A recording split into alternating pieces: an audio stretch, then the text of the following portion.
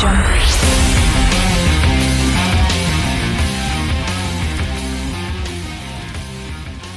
7 in the National Football League is here. Welcome to the Dawg House, your inside look at the Cleveland Browns. I'm Andy McNamara alongside Matt Fleur-Jancic. The show now brought to you by SportsInteraction.com, new sponsor to the show. Great sports betting website, not just football, but baseball, MMA. Go to it. Great site. And we're going to have a special Dawg House offer for you. We'll tell you a little bit later on in the show, a special URL link where you can click on it, and then they'll match whatever money you deposit. So very excited to have them on board. Browns versus Rams in St. Louis for week number 7. Matt, how you doing, buddy?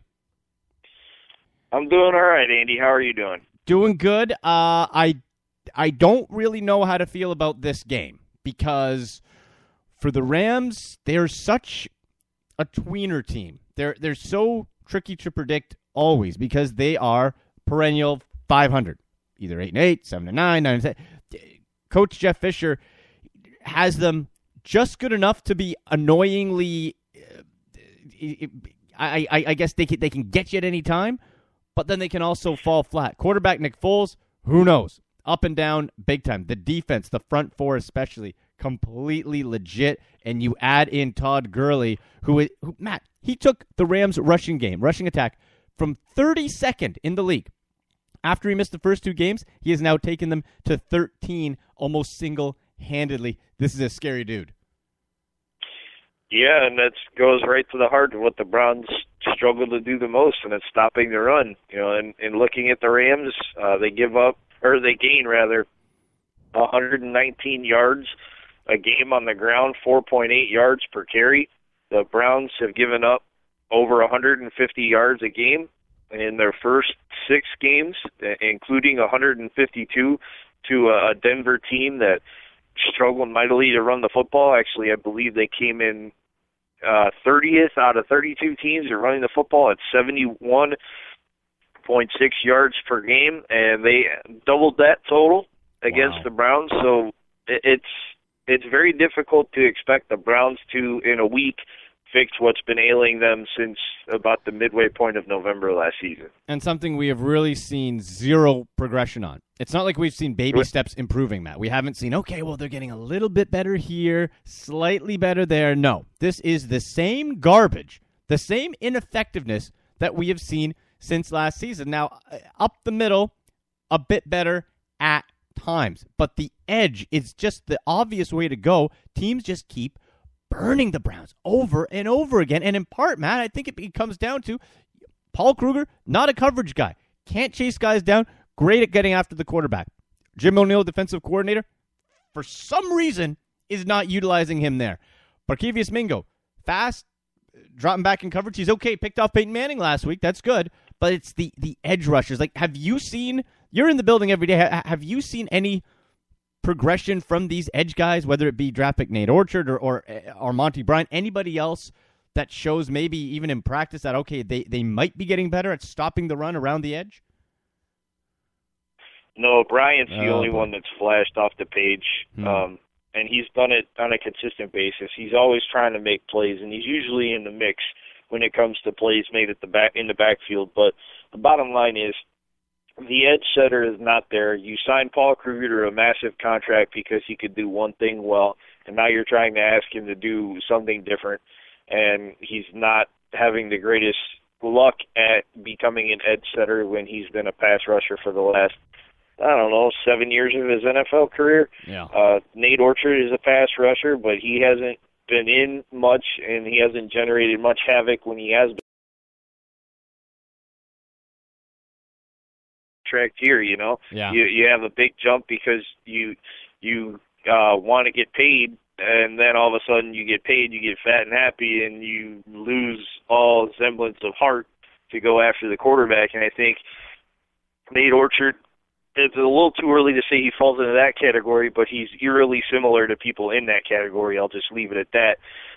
They created 2 holes when they moved Kruger over to strong side because they knew that wasn't his forte, and then they left a gaping hole on the other side because nobody else can get to the pass rusher with any sort of effectiveness. No. And I'm about sick and tired of hearing these guys in the locker room, like Paul Kruger, like Carlos Dansby, like Barkevius Mingo, saying the defense played well.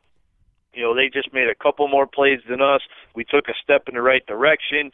It's all delusions of grandeur at this point, and if you want to sit there and you want to talk about how good your defense can be and how you're not playing bad, you better show it in the stats. But you gave up more rushing yards last week than you did on an average in the first 5 weeks of the season.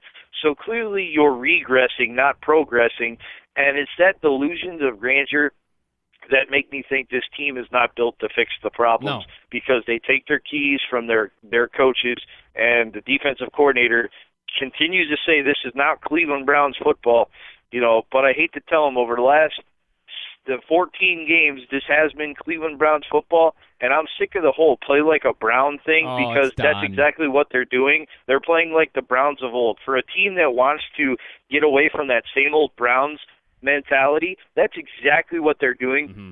They're playing like Browns, getting out of gap assignments, having no gap integrity, and getting destroyed down the field because you're a one-dimensional play. You've got 11 one-dimensional players that can only do one thing when you're asking them to do five.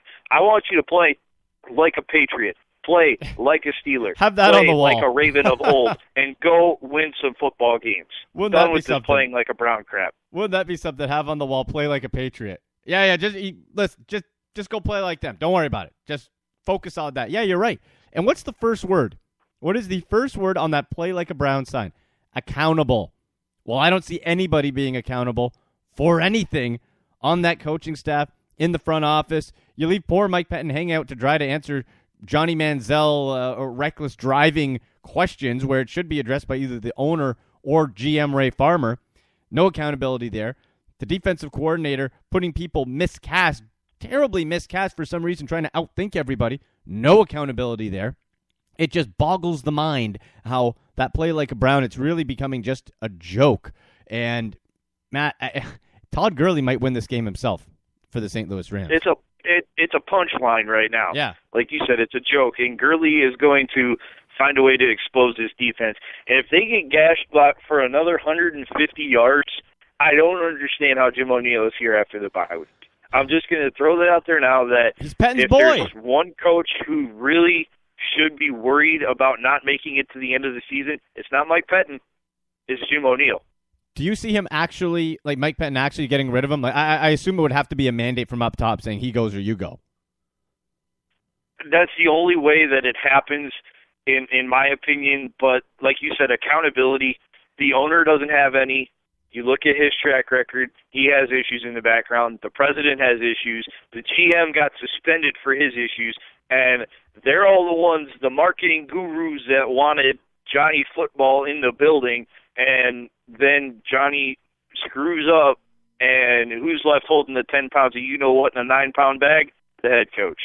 Yeah. No, it's completely true. You're listening to The Dawg House, presented by SportsInteraction.com. Your inside look at the Cleveland Browns. Andy McNamara alongside Matt Fleur-Jansen. Her Twitter question, as it is leading up to game day, score prediction and why, at AndyMC81, at Matt Fleur-Jansen. Can also give SportsInteraction.com a follow on Twitter at SIA Sport. That's SIA Sport. They'll keep you up to date. Again, great gambling website, sports betting website. We will have our SportsInteraction.com AFC North picks of the week a little bit later on in the show. But tweet us in your score prediction. We'll get to that in the Barkov a little bit later at AndyMC81, at Matt Fleur-Jansen. Make sure, too, to download the free app for your Android device. Just type in The Dawg House Show on your Google Play Store. You can subscribe to us on iTunes, get us on YouTube, and Spreaker.com as well. So, Matt, the other side for St. Louis, we talked about the defense, but this is far from a perfect team. Sam Bradford got traded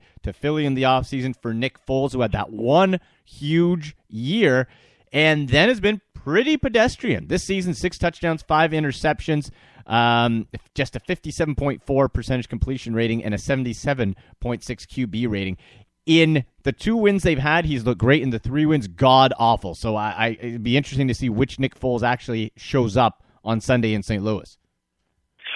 Without question, it'll be interesting to see which Nick Foles comes to play, But I will point out that Peyton Manning looked very pedestrian with his 3 interceptions and still engineered a game-winning drive against the secondary, who was attacked not to the rookies and the young guys that were on the field, but right after the heart of it against Emmanuel Sanders. Trayvon Williams looked overmatched, and he's supposed to be a 10-year vet that's a leader in the secondary. And Dante Whitner laid a tackle on Emmanuel Sanders on a 4th down play that would have resulted in a turnover on downs, but instead kept the drive going and allowed points to be put on the board for the Denver Broncos. So, the Browns have a way of making pedestrian quarterbacks just come up with 1 or 2 more plays. And to me, when I hear a guy like Barkevius Mingo say, we're just 1 or 2 plays away, that was against a bad quarterback performance. If you went up against a Tom Brady, an Aaron Rodgers, or another elite quarterback that had talent around him that wasn't dealing with a ton of injuries and a makeshift offensive line, good luck keeping them under 40.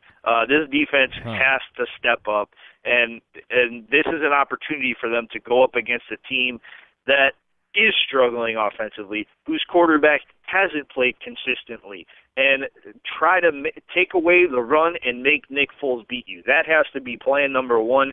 You have to find a way to take the running game out of the equation. How, and though? I just don't know that it's there because I've seen them struggle so mightily over the first 6 weeks. Yeah, Todd Gurley is averaging 5.7 yards a carry and has 5 runs for over 20 yards. That is scary good. He was taken 10th overall in this past draft coming off of the ACL surgery last November.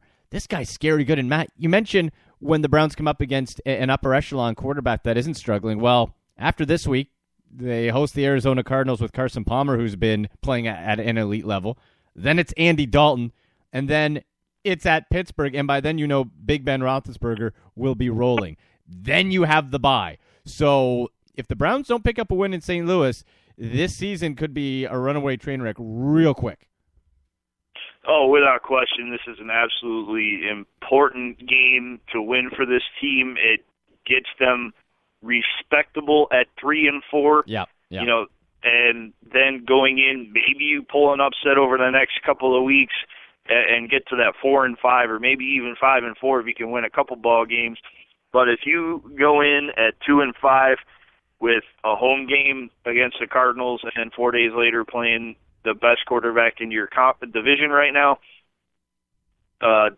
you're definitely the runaway train. Then we start talking draft. Get away from you quick. Then we start. You couldn't get us to October talking about relevancy, and you couldn't get us to November without talking about the draft. Let's hope. That's a play like a Brown right now. I mean, you look at it, and every year it's been the same thing. Just get us to November without talking draft, and we'll be happy. Exactly, and we're on the bubble of having that not happen. So, if by some miracle the Browns can figure out their run defense, and by this point it's just crossing your fingers because they've shown nothing. But after that, if you can force Nick Foles to throw the ball like you just said, Matt, their weapons, non-existent. Kenny Britt, pedestrian. Tavon Austin is a gimmick receiver, sweep guy at best, more of a special teams returner, very similar to a Travis Benjamin before this year.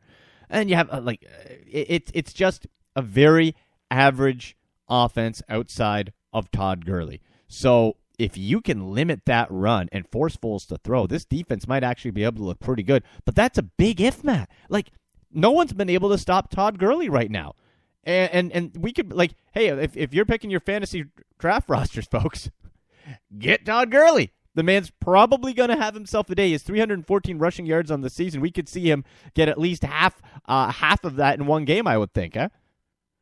Yeah, for sure. I mean, it's ripe for the picking. He's going up against a defense that can't stop the run, and he's on a roll. So, not bad for a kid coming off of an ACL surgery. And just think that most people say that the year after you come back is when you really get good. Sure. Holy man, they have a 2,000-yard rusher on their hands if that's the case. Well, look at Travis Benjamin for that perfect example, right? He's come back, and when you look at positives, so we've been dragging on the Browns defense, the positives, while Josh McCown did not look good at all last week, gave up some lame duck, some field position, got sacked when the game was on the line and needed it the most, but overall, still producing. Travis Benjamin and big play Gary Barnidge. The guy's looking legit. So from a positive standpoint, Matt, from a team that really outside if you follow